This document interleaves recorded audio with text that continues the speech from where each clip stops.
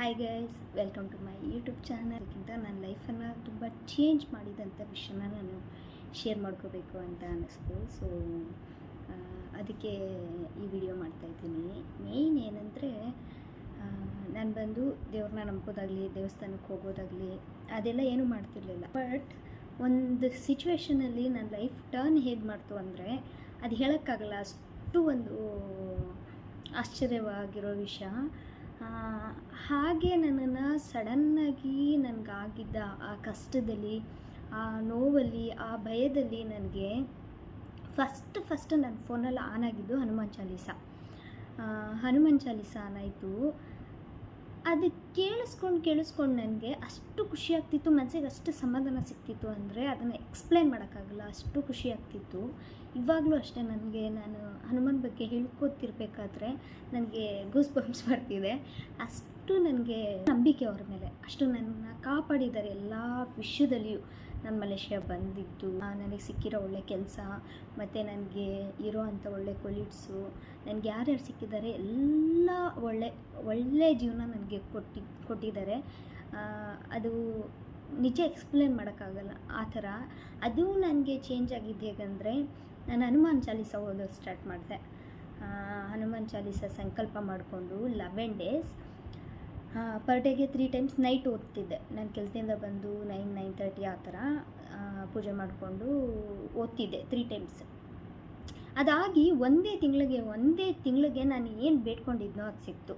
ನನಗೆ ಒಳ್ಳೆ ಕೆಲಸ, ಒಳ್ಳೆ ಸ್ಯಾಲ್ರಿ, ಹಾಗೆ ನನ್ನ ಲೈಫ್ಗೆ ನನಗೆ ನೆಮ್ಮದಿ ಹೇಗೆಂದರೆ, ಕಷ್ಟಪಟ್ಟು ನೆಮ್ಮದಿ ಬೇಕಾಗಿತ್ತು. ತುಂಬ ನನಗೆ ನೆಮ್ಮದಿಯಾಗಿ ಸಂತೋಷವಾಗಿರೋ ಥರ ನನಗೆ ಇಡೀ ದೇವರೇ ಅಂತ ನಾನು ಬೇಡ್ಕೊತಿದ್ದೆ. ನಾನು ಹೇಗೆ ಬೇಡ್ಕೊಂಡು ಅದಕ್ಕಿಂತ ಜಾಸ್ತಿ ನನಗೆ ಕೊಟ್ಬಿಟ್ರು.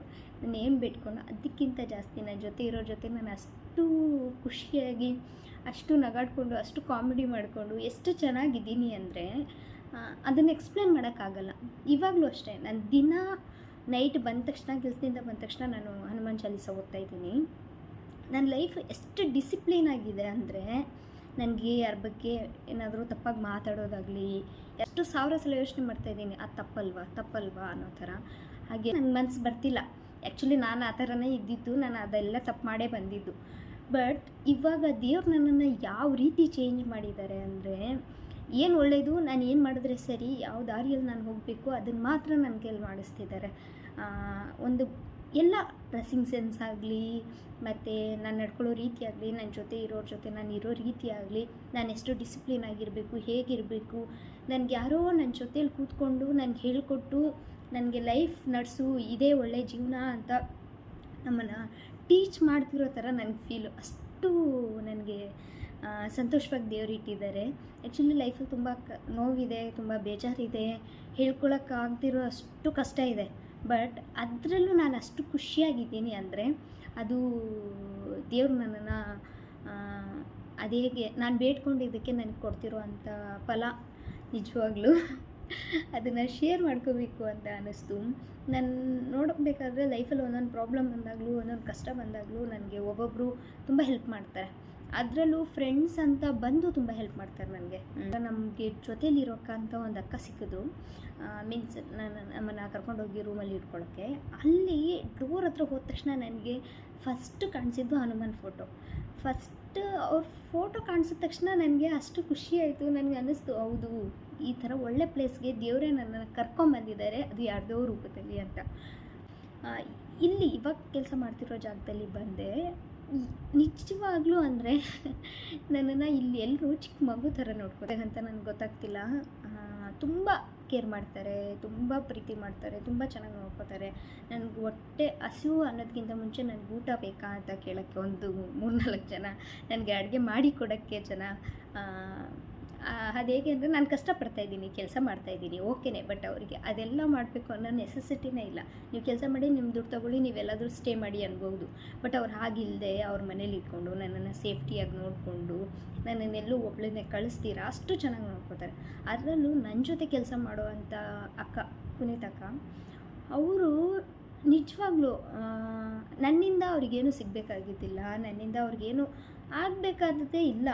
ಅವ್ರು ಕೆಲಸ ಮಾಡಿದ್ರು ನನ್ನ ಹೆಸ್ರಿಗೆ ಬರೀತಾರೆ. ಮತ್ತು ಇಬ್ಬರು ಸೇರಿ ಕೆಲಸ ಮಾಡಿದರೆ ಎಕ್ಸ್ಟ್ರಾ ನನಗೆ ಬರೀತಾರೆ. ಮತ್ತು ನನಗೆ ಸರ್ಪ್ರೈಸಸ್ ಕೊಡೋದಾಗಲಿ, ನಾನು ಏನು ಇವತ್ತು ಹೇಳಿರ್ತೀನಿ ಅಕ್ಕ ನನಗೆ ತಿನ್ನಬೇಕು ಅನ್ನಿಸ್ತಿದೆ ಅಂತ, ಅದನ್ನು ನಾಳೆನೇ ಮಾಡ್ಕೊಂಬಂದುಬಿಟ್ಟಿರ್ತಾರೆ. ಅದು ಹೇಗಂದರೆ ನಿಜವಾಗ್ಲೂ ನನಗೆ ಹೇಳೋಕ್ಕಾಗ್ತಿಲ್ಲ, ಅಷ್ಟು ಚೆನ್ನಾಗಿ ನನ್ನ ನೋಡ್ಕೋತಾರೆ. ನನ್ನ ಲೈಫನ್ನು ಎಷ್ಟು ಚೆನ್ನಾಗಿ ಮಾಡಿದ್ದಾರೆ.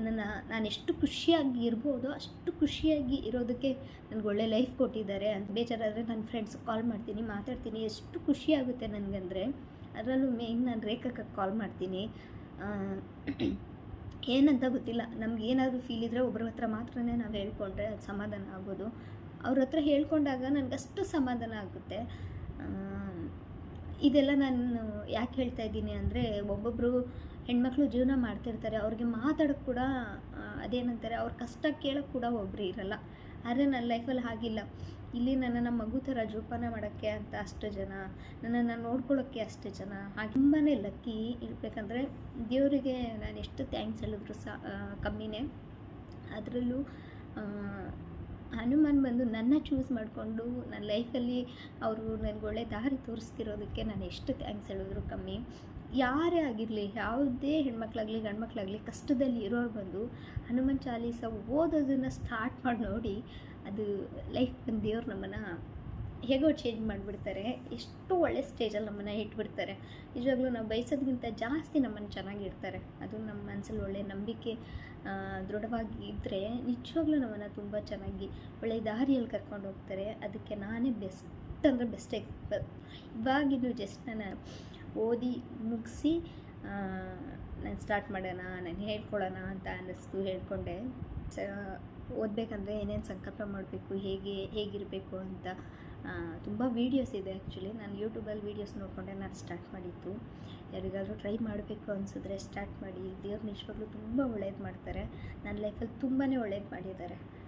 ನಾನು ಹೇಳೋಕ್ಕಾಗ್ದಿರೋ ಅಷ್ಟು ಒಳ್ಳೇದು ಮಾಡಿದ್ದಾರೆ. ಇನ್ನೂ ಒಳ್ಳೆ ಫ್ಯೂಚರ್, ಒಳ್ಳೆ ಲೈಫ್ ಕೂಡ ನನಗೆ ಕೊಡ್ತಾರೆ. ಅದು ನನಗೆ ನಂಬಿಕೆ ಇದೆ. ಅದನ್ನು ಹೇಳ್ಕೋಬೇಕು ಅನ್ನಿಸ್ತು. ಸೊ ಪ್ಲೀಸ್ ಎಲ್ಲರೂ ಸಪೋರ್ಟ್ ಮಾಡಿ, ಸಬ್ಸ್ಕ್ರೈಬ್ ಮಾಡಿ. Thank you so much. Next ವೀಡಿಯೋಲಿ ನೋಡೋಣ. ಬಾಯ್.